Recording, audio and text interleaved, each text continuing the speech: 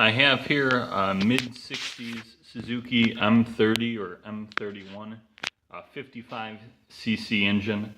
It's a little bit different, you know, obviously a lot of bikes are 49 cc's or 50 cc's, and then you've got bikes that will hop up to, you know, 60, 75, 80, 90, 100, 110, 120 cc pretty commonly. But this 55 is a little bit odd. And they didn't sell a whole lot of them. It was a step-through scooter. It's a two-stroke engine, and basically, we'll take a look at this one together now. This cover here, it's actually loose. The shift cover is actually cut on this engine.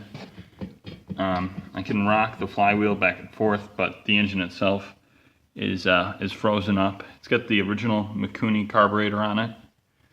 And I mean, pretty much the cylinder heads and everything. Take a look at cylinder heads the fins are all intact. It's even got the rubber boot on it yet.